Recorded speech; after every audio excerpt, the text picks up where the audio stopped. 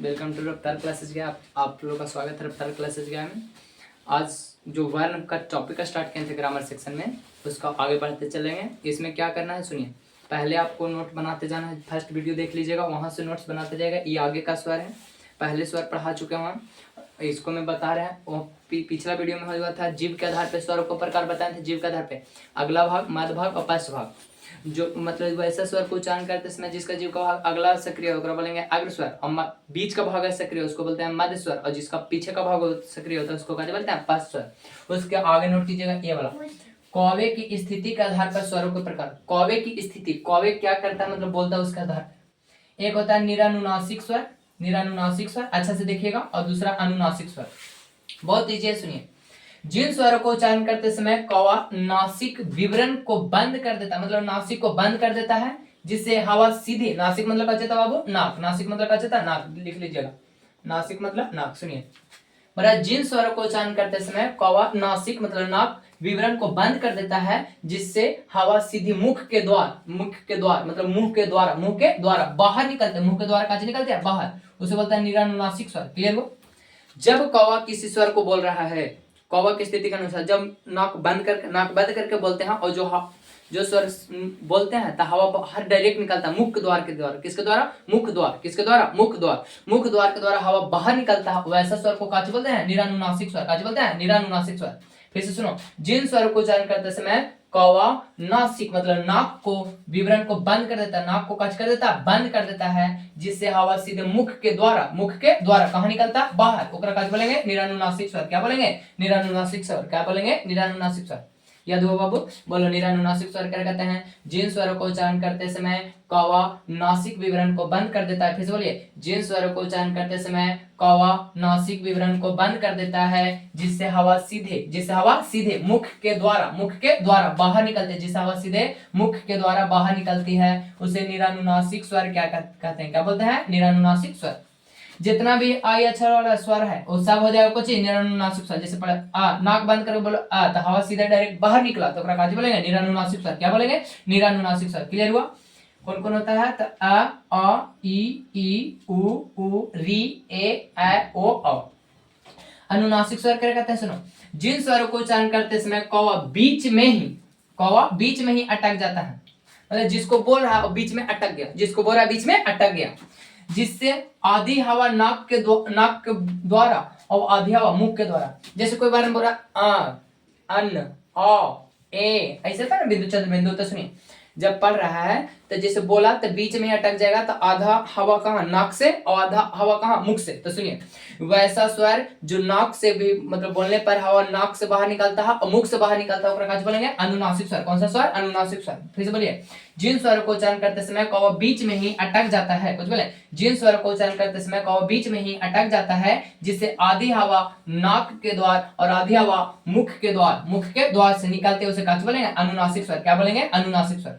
पहचानने का ट्रिक है, जिसके ऊपर चंद्रबिंदु, नाम याद कीजिए, नाम सिंपल तो है जी। अगर चंद्रबिंदु ना रहेगा निरानुनासिक, और चंद्रबिंदु रहेगा अनुनासिक। क्लियर हो? जब चंद्रबिंदु नहीं रहेगा तो उसे बोलेंगे निरानुनासिक स्वर, और जब चंद्रबिंदु दिखेगा तो क्या बोलेंगे? अनुनासिक स्वर। लिखे बाबू और लिखे कोई बिंदु नहीं दिखा तो क्या बोलेंगे? निरानुनासिक स्वर, और जैसे बिंदु देख दिए तब बोलेंगे जी अनुनासिक स्वर। क्लियर हुआ? जैसे लिखे उ, तो बिंदु नहीं है तो क्या बोलेंगे? निरानुनासिक स्वर, और जैसे चंद्र बिंदु लगा दिए तब कुछ हो गया अनुनासिक स्वर। क्लियर हुआ? निरानुनासिक अनुनासिक पहचानने लगा तो ठीक है, लेकिन डिफिनेशन कभी कभी पूछता है, एकदम डायरेक्ट पूछता है। जिन स्वर को उच्चारण करते समय कौवा नासिका वेश्म को बंद कर देता है, नासिका विवरण को बंद कर देता है, जिसके कारण हवा सीधे मुख से बाहर निकलती है, वैसे स्वर को क्या बोलते हैं? निरानुनासिक स्वर। क्या बोलते हैं? निरानुनासिक स्वर। क्या बोलते हैं? निरानुनासिक स्वर। और जिन स्वरों को उच्चारण करते समय कौवा बीच में ही अटक जाता है, जिसके कारण आधा हवा नाक से, आधा हवा मुख से, आधा हवा नाक से और आधा हवा मुख से बाहर निकलता है, उसे क्या बोलते हैं? अनुनासिक स्वर। पहचाने? क्लियर हुआ? जिसके ऊपर चंद्रबिंदु अनुनासिक स्वर, जिसके ऊपर चंद्रबिंदु अनुनासिक स्वर, और जिसके ऊपर चंद्रबिंदु ना रहेगा था निरानुनासिक स्वर। आगे पढ़ेंगे अयोगवाह। क्या पढ़ेंगे? अयोगवाह। अयोगवाह किसे कहते हैं? जो ना तो स्वर होता है और ना ही व्यंजन। क्या बोले? जो ना तो स्वर होता है और ना ही व्यंजन। ओकरा क्या बोलते हैं बाबू? अयोगवाह। क्या बोलते हैं? अयोगवाह। बोलो अयोगवाह क्या कहते हैं? जो अच्छा रही जो ना तो स्वर होते हैं और ना ही तो व्यंजन होते हैं, और क्या बोलते हैं? अयोगवाह। याद हुआ? जो ना तो स्वर होते हैं और ना ही व्यंजन, उसे क्या बोलते हैं? अयोगवाह। अयोगवाह दो प्रकार के। अयोगवाह कितना प्रकार के? दो। एक अनुस्वार और एक विसर्ग। अनुस्वार और एक विसर्ग। याद हुआ? एक अनुस्वार और एक विसर्ग। फिर से बोलिए।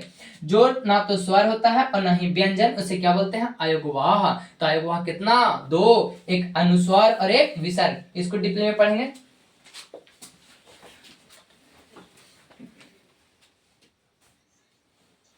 देखिए अनुस्वार और विसर्ग बता रहे हैं, सुनिए। अनुस्वार क्या कहते हैं? सुनिए, जिन स्वरों को उच्चारण करते समय हवा नाक के द्वारा बाहर निकलते, जिन स्वरों को उच्चारण करते समय हवा नाक के द्वारा बाहर निकलते प्रकाश बोलेंगे अनुस्वार। क्या बोलेंगे? अनुस्वार। जिन स्वरों को उच्चारण करते समय हवा नाक के बाहर निकलते उसको क्या बोलेंगे? अनुस्वार। अनुस्वार में क्या होता है? देखिए, अनुस्वार से पहले आ का स्वर आता है। अनुस्वार से पहले का चीज आता है आ का, और बाद या रा ला वा तला भी समुदाय सा डंटी सा हा तक। याद हुआ? पहले सुनिए, अनुस्वार के पहले का आएगा? आ स्वर आएगा। उसके बाद क्या निकलेगा? या रा ला वा तला भी समुदाय सा डंटी सा हा। जैसे एग्जांपल में लिखे संयोग। संयोग तो लिखे, लेकिन पढ़ेंगे पहले कुछ ही आ का आएगा आ। विसर्ग सुनिए, विसर्ग का उच्चारण करते समय हा की ध्वनि निकलता है। याद हुआ?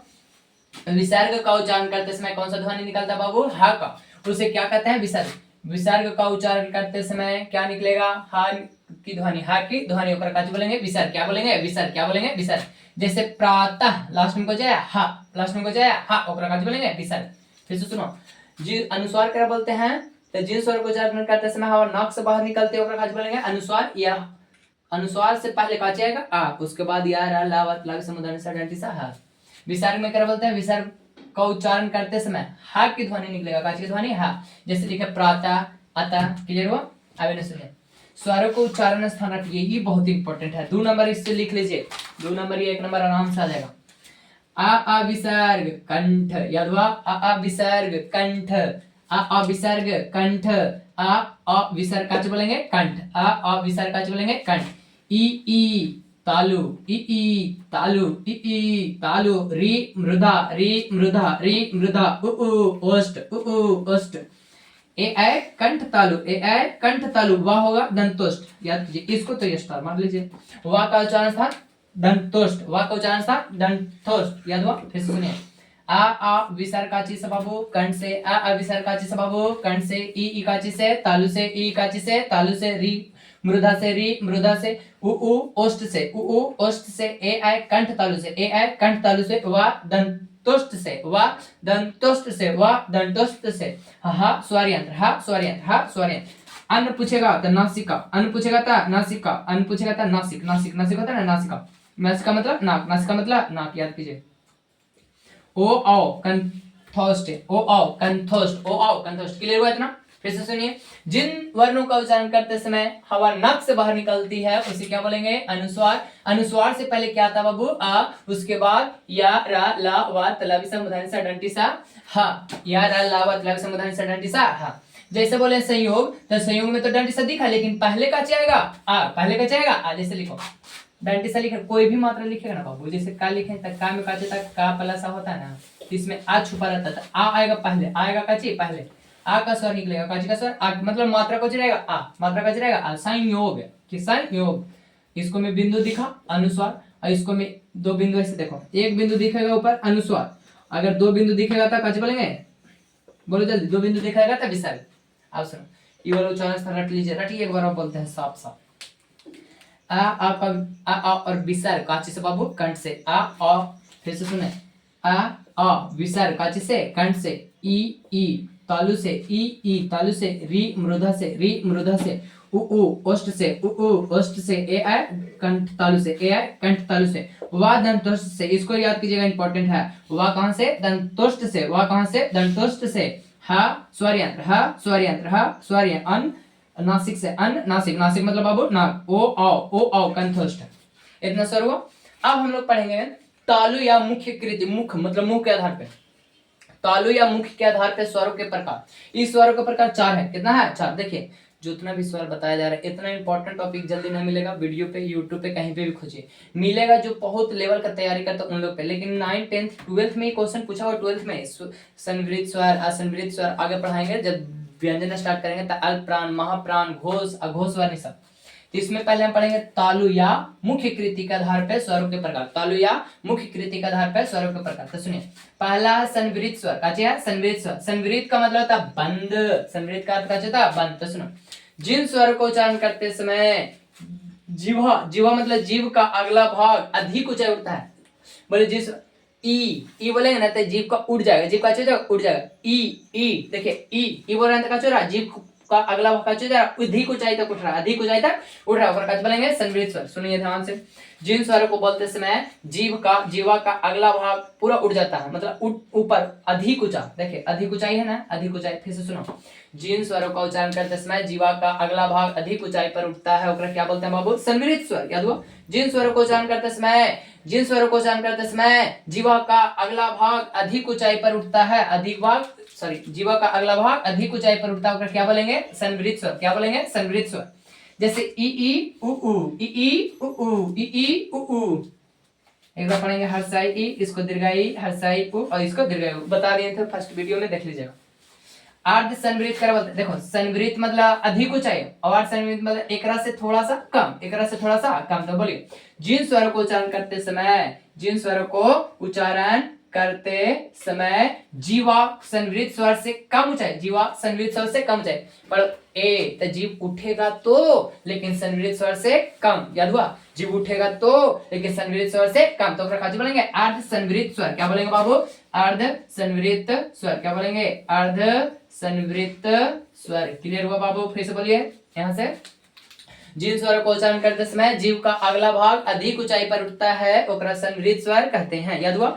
जिन स्वरों को उच्चारण करते समय जीव का अगला भाग अधिक ऊंचाई पर उठता है, उसे संवृत स्वर कहते हैं। और जिन स्वरों को उच्चारण करते समय जीव का संवृत स्वर से कम ऊंचाई पर उठता है, संवृत स्वर से कम ऊंचाई पर उठता है, ओकरा बोलेंगे अर्ध संवृत स्वर। क्या बोलेंगे? अर्ध संवृत स्वर। और विपरीत स्वर क्या कहते हैं? जिन स्वरों को उच्चारण करते समय मुख संपूर्ण खुल जाता है, मतलब पूरा खुल जाता है। जिन स्वरों को उच्चारण कर रहे हैं और मुख पूरा खुल गया। फिर से सुनो, जिन स्वरों को उच्चारण कर रहे हैं मुख जब आ बोलेंगे तो पूरा मुंह खुलेगा, ओकरा काचे बोलेंगे बाबू? विवृत। क्या बोलेंगे? विवृत स्वर। क्या बोलेंगे? विवृत। देखिए नाम चेंज कीजिए, इस संवृत है, ये विवृत है, इस संवृत है, ये विवृत है। संवृत में काचे था, जीवा का अगला भाग अधिक ऊंचाई पर उठेगा, और विवृत क्या है? तो स्वरों को उच्चारण करते समय मुख का संपूर्ण भाग खुलेगा, मुख का काचे होगा? संपूर्ण भाग खुलेगा। तो कौन होगा? आ काचे होगा? आ। एक होता है अर्ध विपरीत स्वर। कौन सा होता है? अर्ध विपरीत स्वर। जिन स्वरों को उच्चारण करते समय मुख विपरीत स्वरों से कम खुलता, मतलब विपरीत स्वर से कम। सिंपल तो है जी, जिसको में जीव का अधिक ऊंचाई तक उठता है संवृत, और इससे कम संवृत स्वर से कम होगा तो कहिए अर्ध संवृत। एकरा में मुख पूरा खुलेगा तो ओकरा बोलेंगे विपरीत, और विपरीत स्वर से कम खुलेगा तो ओकरा अर्ध विपरीत। याद हुआ? जैसे पढ़े ए ओ आ अन। क्लियर हो? आ नहीं होगा यहाँ पे, अन होगा। क्लियर हुआ यहाँ तक? अब मिलते हैं व्यंजन के साथ। Thank you. Bye.